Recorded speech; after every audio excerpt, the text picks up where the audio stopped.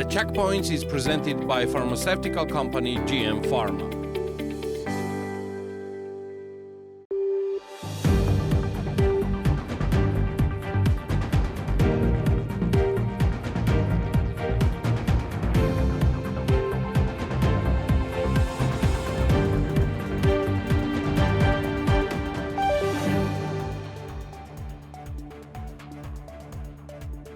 Georgia's recent parliamentary elections highlight deep political and social divisions. Fitch Ratings says increased political risk and its potential negative impact on governance indicators and external finances were key factors in our revision of the outlook on Georgia's BB sovereign rating to stable from positive at the last rating review in June. In Fitch's view, political uncertainty will persist into the foreseeable future, deepening the potential for deteriorating institutional strength and independence over time. According to Fitch Ratings, the National Bank of Georgia sold $100 million in foreign reserves in the week of the election, likely intending to shore up confidence in the currency. In May, the NBG sold a cumulative $108 million when the lari fell up to 7% against the US dollar after the passage of the transparency law. The NBG was able to partially rebuild reserve buffers from its mid-year lows as of September. The estimated real gross domestic product growth rate amounted to 8.3% for September 2024 compared to the previous period, and the average real GDP growth for January-September 2024 equaled 9.8%. The Geostat reported in September 2024 compared to the same period of the previous year, the estimated real growth in following activities contributed significantly: construction, financial and insurance activities, transportation and storage, with trade. Hobby 2 hydropower plant has officially been opened in Samegrelo-Zemosvaneti region on the river of Hobisgali. The installed capacity of the plant is 44.5 megawatts with an electricity generation capacity of 202 million kilowatt hours. The initial investment for the first phase exceeds 250 million lari. Zestaponi ferro-alloy plant and Chiatura Management Company of Georgian Manganese, a producer and exporter of ferro-alloys and manganese ore, have suspended operations until March the 1st following a significant decline in silico-manganese prices on the global market and decreased demand over the past 2 years. Georgian Manganese cited difficulties for Chiatura Management Company in supplying ore due to picketing by local residents, which it said had paralyzed 7 out of 12 mines in the western town. The plant will enter temporary management with production capacities completely shut down and ferro-alloy production halted, Georgian Manganese reported. Georgia Capital plc, the ultimate owner of a 92% equity stake in its beer and distribution business, announces that it has entered into an agreement with a subsidiary of Royal Swinkels for the disposal of the business. Following the disposal, the business will be held through a new holding company domiciled in the Netherlands. GCAP will obtain a 20% holding in the Dutch Holdco and Royal Swinkels 80%. The parties have put in place a put-call structure relating to the remaining GCAP 20% holding. GCAP will release net proceeds from the transaction amounting to at least $63 million. The disposal is subject to customary closing conditions, including the approval of the Georgian Competition and Consumer Agency. Completion of the transaction and receipt of full sales proceeds is expected before 31st December of 2024. A Singapore court has slashed the damages Swiss USB had to pay to Georgian billionaire Bidzina Ivanishvili by $282 million. The damages USB will now have to pay Ivanishvili have therefore gone down from $743 million to $461 million, Bloomberg reports. The decision has yet to be published by Singapore court. This is The Checkpoints. I'm Elena Kwangilashvili, author and the host of the show, and the Checkpoints team is ready to sum up business and economics week for you. ICC Georgia expresses profound concern regarding the conduct of the Georgian parliamentary elections held on October 26, 2024. Reports of massive systemic irregularities during the electoral process, including before the election date, have raised significant alarm among the business community. The integrity of democratic processes is fundamental to Georgia's commitment to the principles enshrined in Article 78 of the Georgian Constitution. ICC Georgia writes, which underscores Georgia's European and Euro-Atlantic course. We vehemently condemn any deviation from this path towards a stance aligned with Russia, ICC Georgia states. ICC Georgia fully endorses the position taken by the President of Georgia, who has voiced similar concerns regarding these elections, deeming them illegitimate and calling for adherence to democratic norms and transparency. According to the ICC Georgia, they urge all political stakeholders, both locally and internationally, to firmly uphold democratic principles, ensuring that the will of the Georgian people is respected and protected. As ICC Georgia writes, an active participant in fostering Georgia's economic and political integration with Europe, ICC Georgia emphasizes maintaining this trajectory for prosperity and development of Georgia. We call upon relevant authorities to respect the will of the most Georgian people, immediately organize snap elections conducted by neutral international bodies so that their will is expressed freely and legitimately. ICC Georgia writes. ICC Georgia also calls on other business organizations in the country to express their condemnation of these anti-democratic elections and any deviation from Georgia's European path as enshrined in the Georgian Constitution.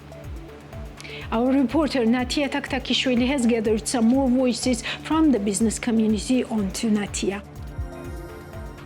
Part of the business sector states that they are waiting for the evaluations of international community and Western partners regarding the parliamentary elections held on October 26. As the director of Expo Georgia, Rezan Kikava, told BMDG, various assessments are made regarding the results of the elections, and if the results of the conducted elections don't receive appropriate legitimacy, this will have a negative impact on the business environment. However, the businessman hopes that the processes will not take place in such a scenario. We will wait for development. So far, nothing is clear. We hear different assessments from the international community. We also hear internal protests, and we are waiting for the developments of events and will act accordingly. As a business, we are obliged to adapt the situation and try to keep jobs. Even if the government is legitimate according to the Georgian law, if it cannot receive legitimacy from international community, it complicates everything. Of course, this situation increases risks for investors, and in general, the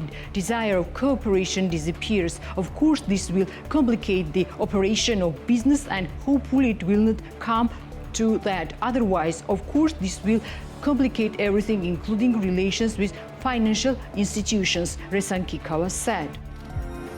Natia Khurshubadze, the founder of confectionery Puspusi, considers suspension of cooperation by Western partners with Georgia, specifically Sweden, as a very big blow for the country, and believes that we should not allow Europe to finally give up on us. Natia Khurshubadze explains that Puspusi is one of the beneficiaries of the program announced by Swedish Embassy, within the framework of which small entrepreneurs could purchase the necessary inventory. Embassy of Sweden cared a lot about women entrepreneurs and supported the development of the activities. I'm one of the women and entrepreneurs financed by them. This is a very big blow for the whole country. We must not allow Europe to finally give up on us. I hope that small and medium-sized entrepreneurs will not be left without any funds, and we will not have to immigrate to pay the existing loans which we have contributed to our activities, wrote the founder of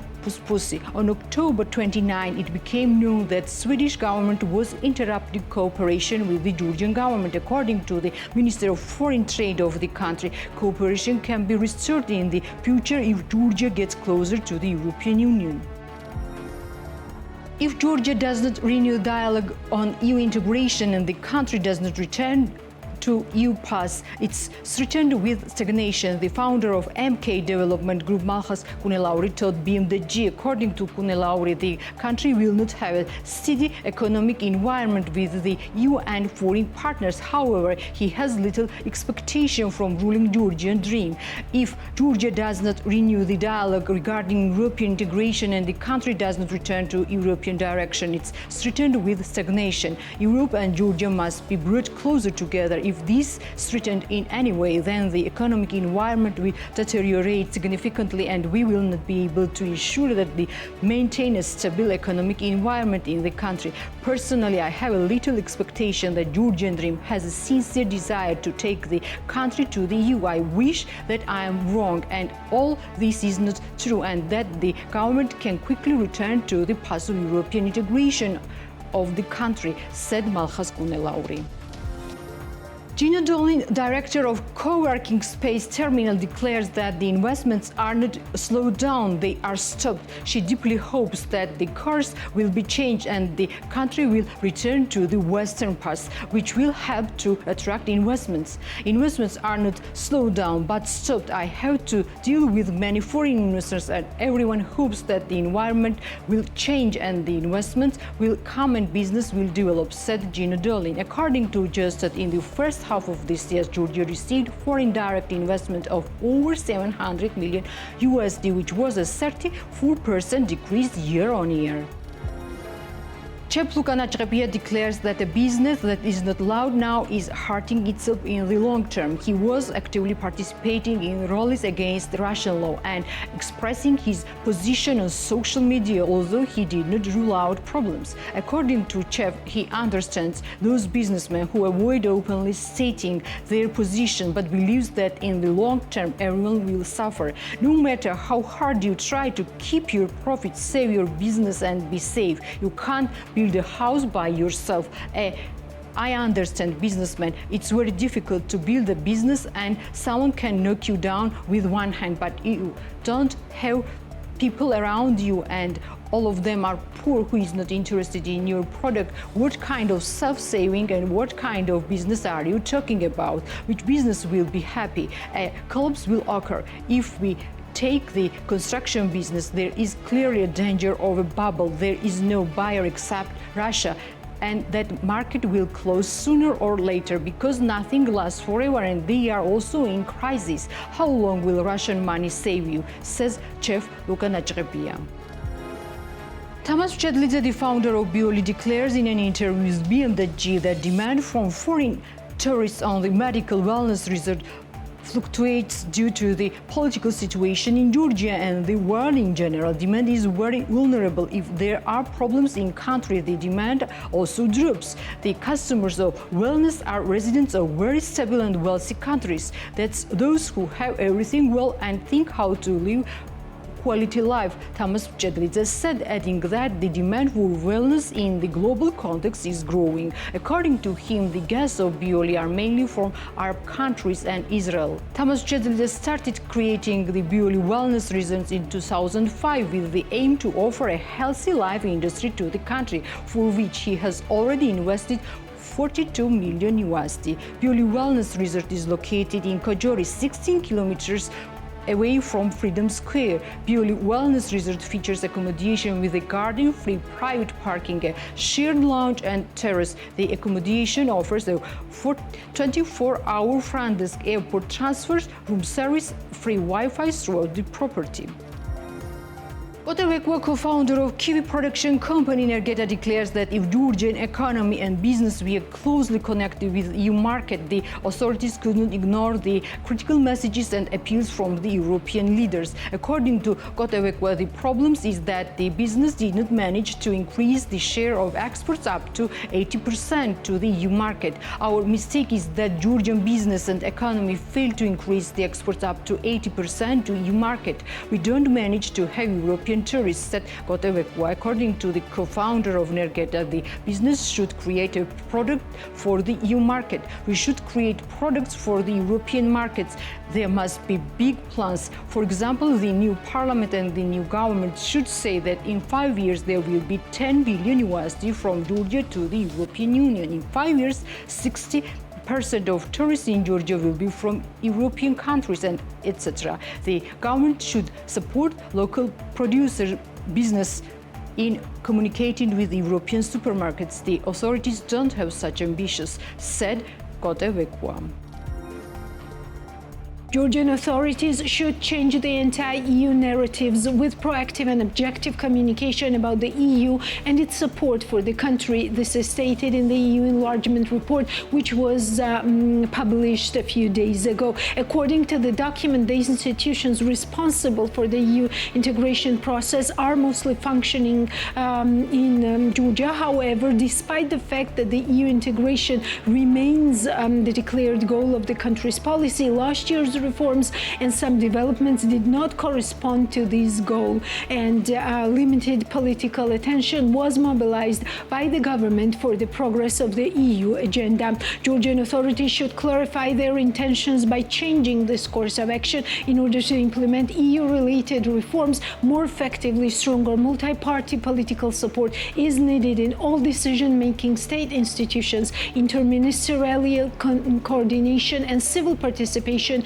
should be strengthened to implement the EU agenda. Georgian authorities should change anti-EU narratives with proactive and objective communication about the EU and its support for the country, the document states. Overall, there has been limited progress in strengthening good governance. According to the report, political polarization limits institutional relations as well as policy development and legislative processes, the document notes. The European Commission annual enlargement package provides a detailed assessment of the state of play and the progress made by Georgia, Albania, Bosnia and Herzegovina, Kosovo, Montenegro, North Macedonia, Serbia, the Republic of Moldova, Ukraine and Turkey. As the report reads, Georgia is moderately prepared in this area. No progress was made in the reporting period. The recommendations from last year were not implemented and remain valid. In the coming year, Georgia should in particular considerably increase its alignment with the CFSP statements by the High Representative on behalf of the EU and Council decision on sanctions, and avoid unilateral statements and actions that run contrary to EU positions on foreign policy. Continue to ensure that the territory of Georgia and all legal entities registered in Georgia are not used to circumvent EU sanctions, particularly in relation to Russia and Belarus. Consider participating in EU crisis management missions and operations under the Common Security and Defense Policy.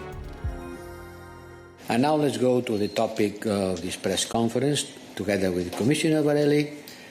It's about to present the fifth and final enlargement package of this Commission. This Commission is not going to present another one, no? No. So, I'm saying the truth. This is the last enlargement report presented by this Commission. Over the past 5 years, we faced unprecedented challenges on health, environment, and security. Almost 1,000 years ago, Russia launched its full-scale war against Ukraine, making clear that Russia is posing an existential threat to Europe now more than ever, and that the European Union membership becomes a strategic choice. Alternatives can be easy in the short term. Loans with no question asked, high interest rates, or election fraud. But short term, easy can bring a hard long term. And we are putting forward a detailed assessment of the state of play in countries aspiring to become members of the European Union.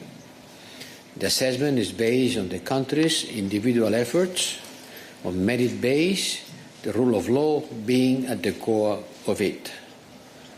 Countries which joined the European Union 20 years ago, I was at that time President of the European Parliament, I remember very well, have demonstrated through their socio-economic success that overcoming short-term challenges paves the way for long-term benefits. And over the past 5 years, accession negotiations have returned to the top of the Commission agenda. Back in 2019, there were 5 candidate countries. Today, there are 9 candidates and 1 potential candidate. It makes 10, twice more. It shows that the European Union acts as a magnet, attracting people and attracting neighbors, attracting people and attracting states. And gradual integration has been advancing. Citizens of enlargement countries gain tangible benefits already. It's not to wait until the end and at the end to have everything. It's a process. And through the process, benefits are tangible and citizens perceive them on a daily basis. This includes access to Erasmus+ and other research and cultural programs. From 2024, no citizen of the Western Balkans needs a visa to travel to the European Union. And we have put forward a growth plan. Commissioner Varela will go in detail for the Western Balkans, for Moldova, and the Ukraine facility, which reward reforms with the rule of law at the center.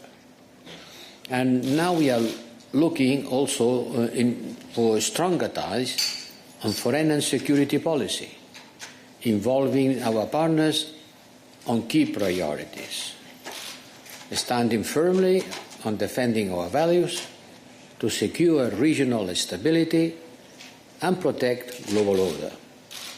Because our union should not only grow bigger, but it has to grow stronger. And you can become bigger and not stronger. Size doesn't mean automatically to be stronger. We want both. We want to incorporate our neighbors, and we want to be altogether stronger. And you simply cannot maintain ties with Russia or to try to do business as usual and expect that your country will be part of the European Union. It's one thing or the other. Over the years, we have seen that alignment with our common foreign and security policy is the most significant indication of the candidates sharing really our values and our geopolitical orientation. Some of our partners are fully aligned with our common foreign and security policy.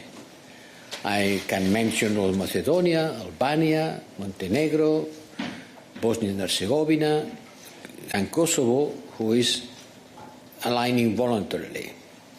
And Ukraine and Moldova significantly improve their alignment. Let me highlight a few country-specific elements before handing over to Oliver, who will go much more in detail. Let me just say something about the most important relevant questions country by country, starting by the one who is very high in the news, Georgia.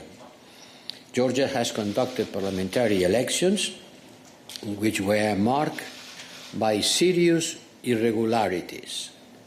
And this needs to be investigated and addressed in a transparent and independent manner. I am not going to go through these irregularities, mentioning one by one, but there are many, and some of them are grave. Important to remark that independent observers have not declared the elections to be free and fair, neither the contrary.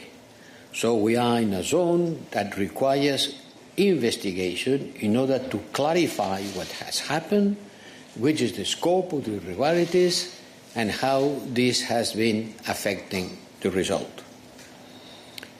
It consolidates a trend that we have seen by the Georgian authorities in the recent months, moving the country away from the European Union, away from its values and principles. Our report offers a clear path for re-engagement. Should there be a political will from Georgia's leadership, we are offering a clear path for re-engagement on the way to the European Union. The repeal of the law on foreign influence, which has a chilling effect on civil society and media organization, and of the law on the so-called family values, because discrimination is not a value in our European Union family. This would be the first signs of concrete commitment from the Georgian leadership. It's very important to follow closely the events that will come on the next days about the investigation and clarification of the irregularities that has been remarked by the electoral observation teams. Enlargement is among the top 3 issues our leaders are discussing nowadays. And this is not only due to the rapidly changing and challenging geopolitical landscape around us, but it is also the very fact that it is in the interest of Europe to enlarge. If there is one conclusion to be drawn from everything that has happened around us, it is the very confirmation of 4 countries who have responded to a war on our continent with an immediate response: get in the European Union. They have applied for membership because they consider membership to be the long-term guarantee for peace, stability, security and prosperity. And now it is for us to show them that this is the case also in reality. In 2020, when we revised the enlargement methodology, and that was the first step, maybe the most difficult step, we made, I think, a very important change in the approach. And the main principle that we wanted to re-establish was the credibility of the whole process. Because credibility was lost somewhat on the way by messages that there will be no enlargement, by also not being able to decide on opening accession negotiations 3 times in a row, and also by not having a process that is capable of delivering progress in the enlargement. And I think when we have established the new methodology, our aim was to get this credibility back, make it a predictable process, so that everybody knows that if there is delivery on one side, there has to be delivery on the other. So on that basis, I think we have come a very long way. High Representative Vice President Borrell already mentioned how many candidate countries we have today, how many countries are negotiating. If you look back in 2019, basically we almost doubled the numbers that we have had back then. And we have not only new candidate countries, but we have a number of countries now negotiating for membership. We have 6 countries negotiating for membership, with the possibility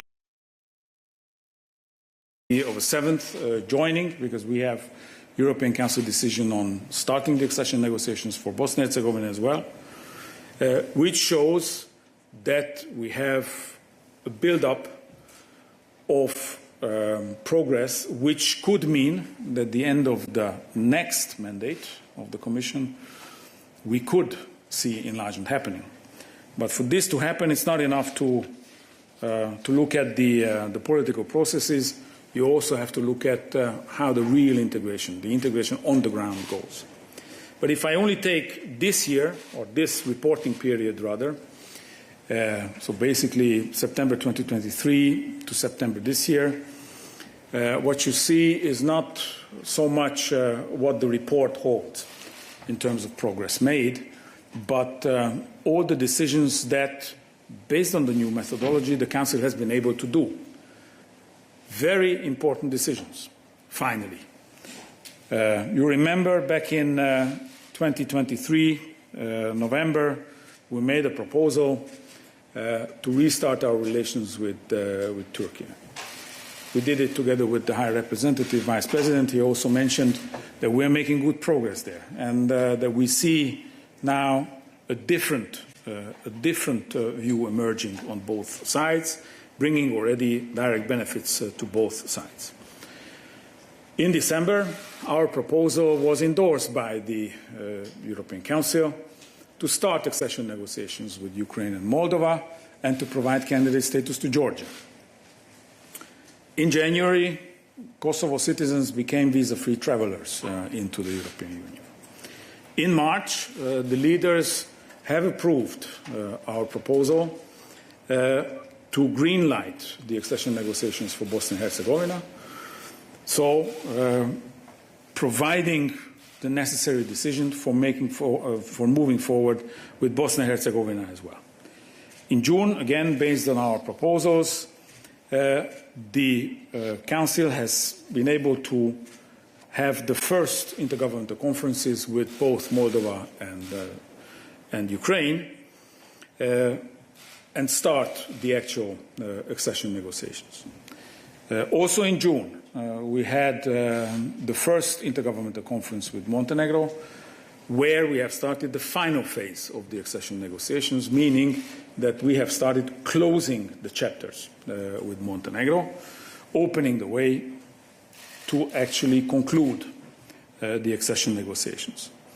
And last month, or it was rather this month, we had the first cluster opened on an IGC with Albania. This is only this year. I think that this is a remarkable commitment on the side of the member states, and I'm also very proud and happy to see that all our proposals have been followed through in the Council. Now, of course, this is very interesting here in Brussels, but if you ask the people on the street in the candidate countries, they might be interested in something else, and which is when and how their countries are going to become part of our economic and social system, our welfare economy, and when and how they are going to be able to enjoy all the benefits of membership. And this college came a long way here as well. For us, it was a priority to have new tools at hand, to start to close this gap in terms of economic and social development between the Western Balkans and the EU, or the Eastern neighborhood and the EU. This is why the economic and investment plans have been proposed already very early in the mandate. In relation to the Western Balkans, we are mobilizing 1/3 of the GDP of the entire region, 30 billion euros. And I was also very proud to present the results in terms of implementation of these plans, where I think that we are performing rather well within the EU budget. When it comes to the Balkans, we are almost at 60% in terms of implementation. So we have invested already more than 17 billion euros in the economies directly. In the case of the southern neighborhood, these figures are even higher, and if you, because it's 86%, if you look at the east, we are talking about roughly 77%. This shows that there's not only a need for the EU to be strong on these areas and to deliver Europe now to these regions, but there's a strong uptake and a strong ownership in all these three regions where we have been really active. And at the end of the mandate, still this year, we have also created additional tools for the Western Balkans, for Moldova and Ukraine, to actually get them up to speed in terms of reform delivery. This is called the Growth Plan, the Ukraine Plan, depending on the countries. And with the Growth Plan, we have made it possible for the Western Balkans, for Moldova, but also for Ukraine, to complete the reforms and to have everything ready and to become a member by the end of the next mandate. I think that with these tools at hand, we have, as Commission, done our best to make the next Commission to be an enlargement Commission. I could dwell on the different countries, but maybe let's leave it to the questions. I've been talking already too much. Thank you. Georgia, we've seen Hungarian Prime Minister Viktor Orbán in Georgia this week. In your communication today, you had some very tough words about backsliding in Georgia and about concerns regarding the election, yet Mr. Orbán actually praised the election in Georgia. How does this fit with EU policy? Thank you.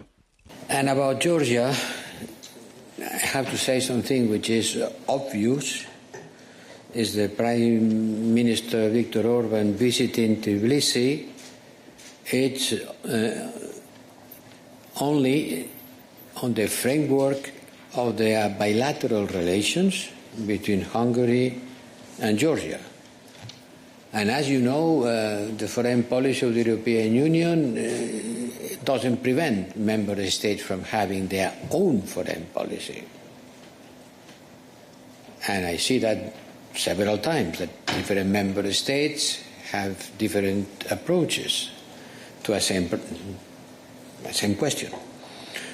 The position of the European Union was clearly expressed by myself and together with the Commission through a statement, another statement from the President of the European Union Council, Charles Michel, on Sunday night.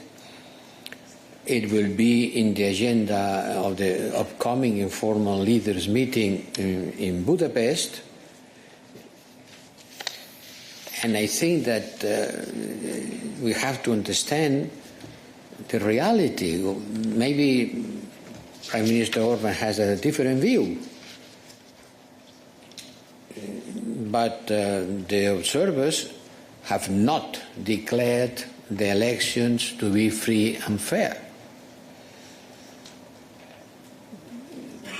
Normally, when the observers believe that an election has been free and fair, they say it. They haven't said the contrary, but they haven't said they are free and fair. And there is a long list of irregularities that require analysis, review, and we expect that the Georgian bodies who are in charge of managing the electoral process will do that in a transparent manner. We expect the Central Electoral Commission of Georgia and relevant authorities investigate these irregularities, which has been reported by the observers. You only have to read the report. At the core of the report, there is a long list of considerations about what was not good, not only in the election day, but in the previous days. The whole process has been marked, the observer says, by a tense environment and procedural inconsistencies, particularly on the public sector employees, confiscation of ID cards and intimidations, concerns about the ability for voters to cast their vote freely. Read the report, and then you make your own judgment, which is certainly, mine is certainly different of the Prime Minister of Hungary. But I am not going to pretend that all member states of the European Union have the same view. Normally, they don't have it. EU Ambassador to Georgia, Paul Horchinsky, on Wednesday said the European Union is calling Georgia's Central Election Commission, CEC, and all relevant authorities to fulfill the duties to swiftly, transparently, and independently investigate irregularities and allegations. Electoral observers have highlighted the number of irregularities and potential electoral violations during the last elections. The Georgian people deserve clarity on what happened in these elections, and those irregularities must now be clarified and addressed. This is a necessary step to rebuild trust in the electoral process, the EU ambassador declared.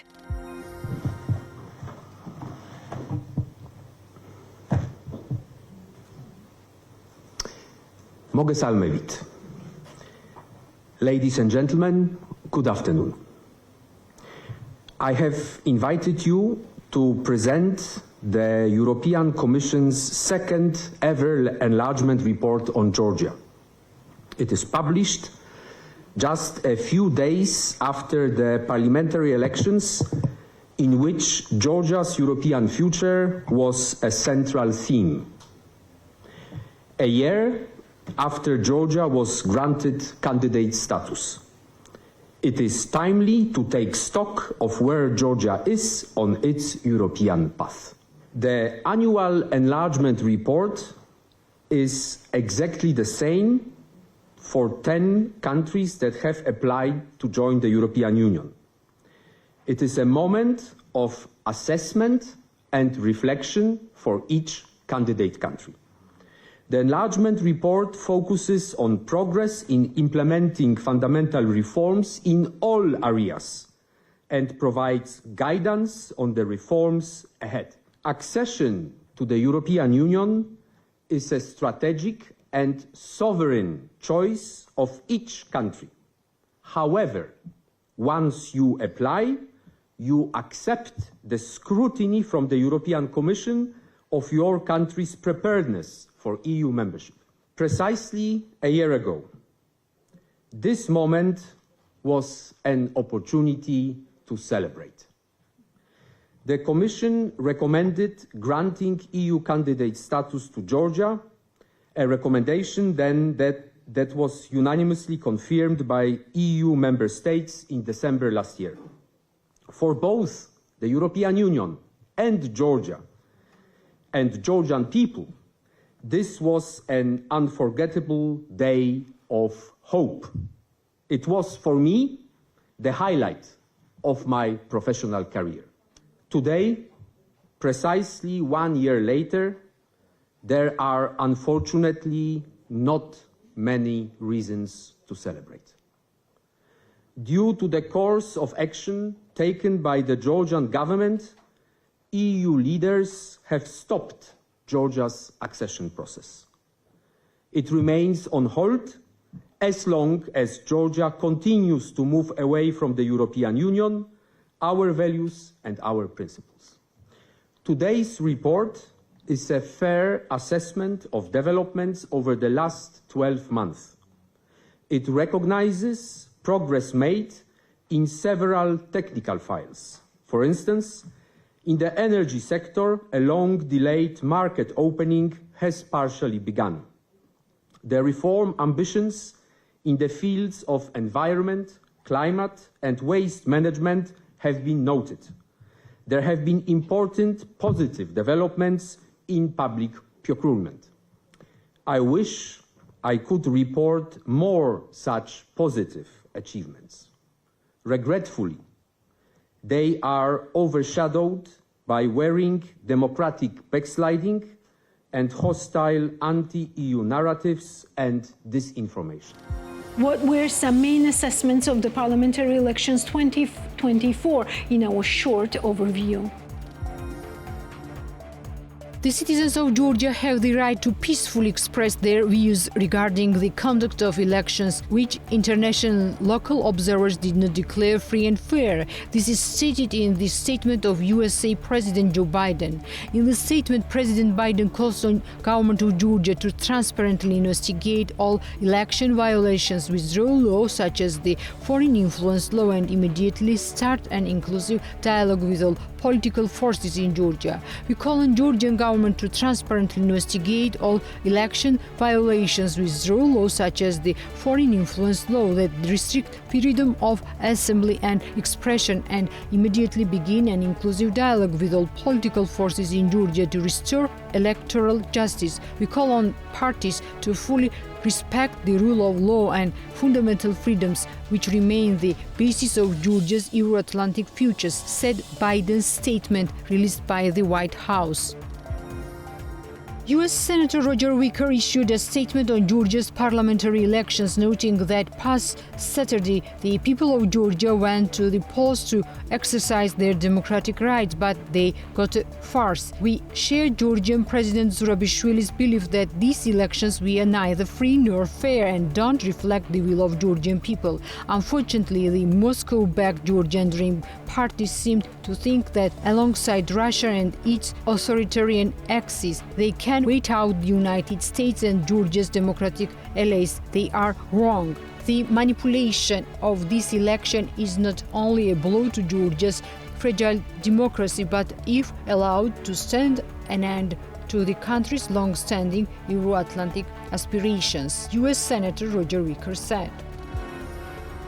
The USA and the European Union should take seriously the destruction of Georgian democracy by Georgian Dream and the increasing refinement of authoritarian political technologies. The USA Helsinki Commission publishes a statement on its social platform X. Georgia had elections containing problems, the results of which probably don't reflect the will of people. The USA and the European Union should take seriously the destruction of Georgian democracy by Georgian Dream and the growing sophistication of authoritarian political technologies, the statement said.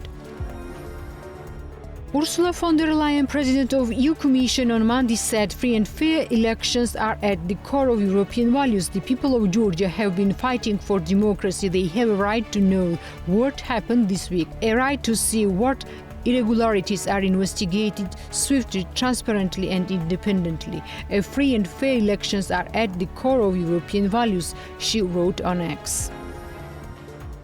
Latvia joins the EU minister's statement about the elections in Georgia. Latvia joined the statement about Georgia despite the fact that it describes the seriousness of election violations very weakly. And yes, Mr. Orban only speaks on his own behalf, not on behalf of Latvia or EU. Latvian Foreign Minister Baiba Braja wrote on the social network. To remind you, the Minister of Foreign Affairs and European Affairs of some EU countries issued a statement in which it stands that the violation of election integrity from a candidate for joining the European Union does not meet the expected standards and it's a betrayal of the legitimate European aspiration of Georgian people. At the same time, in the statement, the minister criticized the untimely visit of Hungarian Prime Minister Viktor Orban to Georgia and noted that he does not speak on behalf of the European Union. Everything indicates that there were many violations, Swedish Prime Minister Ulf Kristersson told the Swedish National News Agency. We have not received the final reports, but everything indicates that there were many violations, that these elections were not fair and there were obvious violations in various forms. It's very disturbing that the Russian-influenced government is doing everything to stop serious rapprochement with Europe, which is the will of people. These must be consequences for this. We cannot work with governments that are against everything we stand for, said Ulf Kristersson. The Prime Minister of Sweden also responded to the statement of Hungarian counterpart Viktor Orban, according to which the elections in Georgia were free and democratic. He does not speak on behalf of European countries, he does not speak on behalf of Sweden, he may speak on behalf of Russia, but he does not speak on behalf of others, said Swedish Prime Minister. The ruling party spreads propaganda and lies, be it statements about falsified elections or EU report on Georgia. The chairman of Foreign Affairs Committee of German Bundestag, Mike Roth, writes about this on social platform X. According to him, the European Union does not recognize that Georgia conducted free or fair elections. The European Union does not recognize that Georgia conducted free or fair elections, and instead of progress on the road of European Union seems an obvious setback. It's a disaster, writes Roth.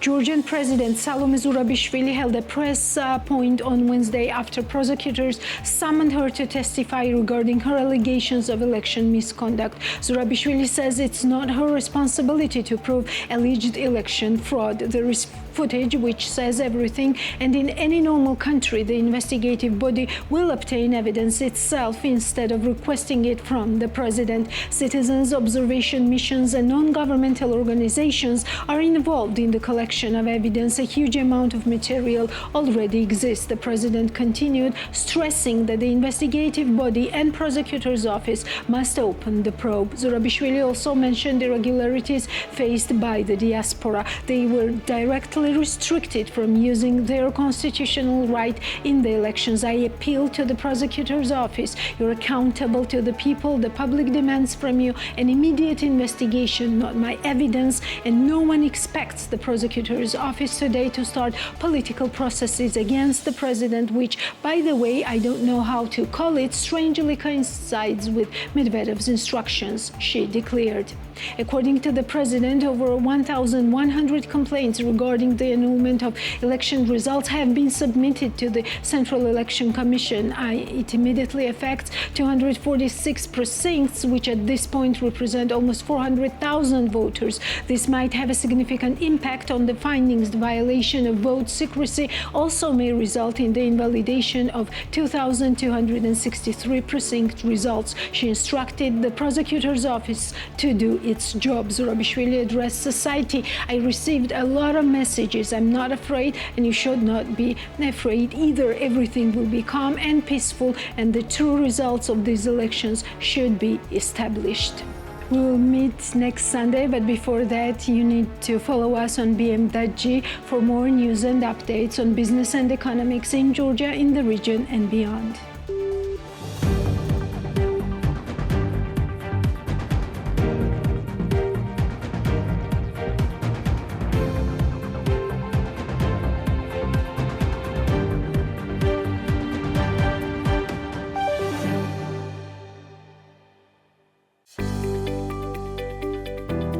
The Checkpoints is presented by pharmaceutical company GM Pharma.